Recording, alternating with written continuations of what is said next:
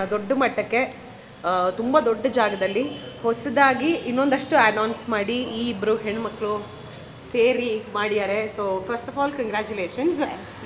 ನನಗೆ every time ಬಂದಾಗ ನನಗೆ ಇವ್ರದ್ದು ಕ್ಲಿನಿಕ್ಗೆ ಬರ್ತಿರೋ ಒಬ್ರು ಕಸ್ಟಮರಾ ಆ ಥರ ಅನ್ಸಲ್ಲ, ನನಗೆ ಕ್ಲೈಂಟ್ ವಾಟ್ ಆ ಥರ ಅನ್ಸಲ್ಲ. ಬಿಕಾಸ್ ಅಂಜಲಿ ಸಿಕ್ಕಾಬಡೆ ಫಾಲೋ ಅಪ್ ಮಾಡಿ ಶಿ ಹೇಳ್ದ ಹಾಗೆ ಆಲ್ಮೋಸ್ಟ್ 2.5 years ಆಯಿತು ನಾನು ಇಲ್ಲಿ ಬರೋಕ್ಕೆ ಶುರು ಮಾಡಿ.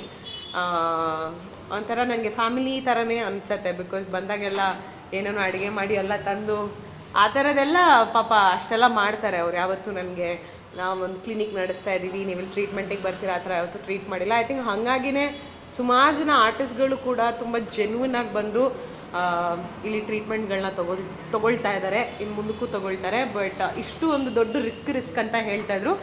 But I am very very proud of you, so much both of you. ಈ ದೊಡ್ಡ ರಿಸ್ಕ್ ಐ ಥಿಂಕ್ ಇವಾಗ ತೊಗೊಳ್ಳೆ ಯಾವಾಗ ತೊಗೊಳಕ್ಕಾಗತ್ತೆ. ಏನನ್ನು ಅಂದ್ಕೊಂಡು ಈ ಒಂದು ದೊಡ್ಡ ಕ್ಲಿನಿಕ್ನ ಓಪನ್ ಮಾಡಿದ್ದೀರಾ, ನಿಮಗೆ ಒಳ್ಳೆಯದಾಗಲಿ ಅಂತ ವಿಶ್ ಮಾಡ್ತೀನಿ. ಆ್ಯಂಡ್ ಜೆನ್ಯೂನ್ಲಿ ನನ್ನ ಕಡೆಯಿಂದ ಸಪೋರ್ಟ್ ಮಾಡೋಕ್ಕೆ ನಾನು ಬಂದಿರೋದು. Because they both deserve it. ಸಿಕ್ಕಾಬಡೆ ಎಫರ್ಟ್ ಹಾಕ್ತಾರೆ, ಸಿಕ್ಕಾಬಡೆ ಪ್ರೀತಿಯಿಂದ ಬರುವಂಥ ಕ್ಲೈಂಟ್ಸ್ಗಳಿಗೆ ಟ್ರೀಟ್ಮೆಂಟ್ಗಳನ್ನ ಕೊಡ್ತಾರೆ. ಸೊ ಎಸ್, ಮತ್ತೊಮ್ಮೆ ಆಲ್ ದ ವೆರಿ ಬೆಸ್ಟ್.